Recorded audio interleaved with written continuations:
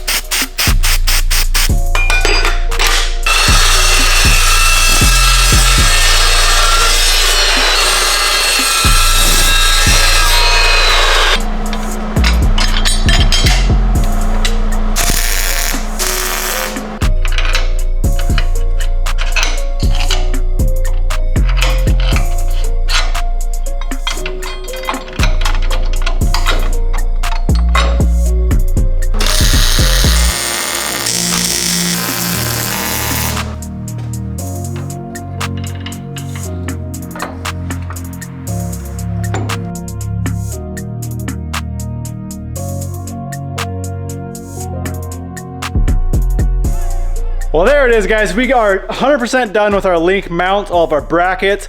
Now that bolt-on little bracket we built turned out a lot better than kind of what I had in mind. It was really kind of tricky to figure out what to do there, but we got that in, we got that bolted in. That looks really good, and that should stiffen up and strengthen up that entire mount for the lowers, for the front and the rear. So I'm stoked about that. And then we also got this steering box mount all buttoned up. So I did sleeve through the frame and then 1/4 inch plate on the inside and the outside of the frame. I'm really hoping the steering box stays right here. If I gotta move it, it's gonna be kind of a pain, but that is one reason why I didn't fully weld everything in yet. It's all tacked together. I'm gonna leave it tacked for now. Once we get our links in, get our coilovers mounted, get everything kind of situated up front, and we know for a fact the steering box is not gonna move, then I'll go through fully weld that thing in. So next video, definitely don't wanna miss. We got to probably get coilovers up on the front now. This might be a little bit tricky because the fender's in the way. We got to cut a big hole in the fender.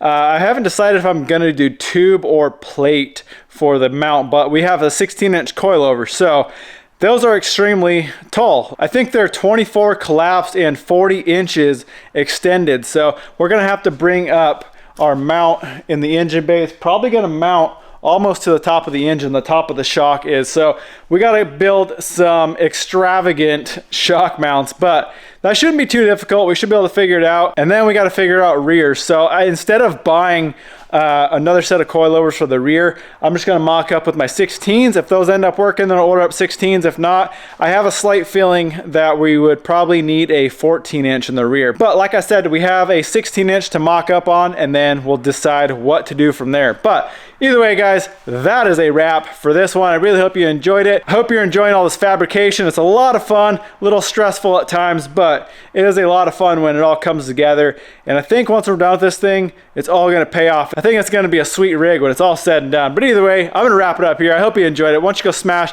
that thumbs up button, comment, subscribe. We'll see you in the next one.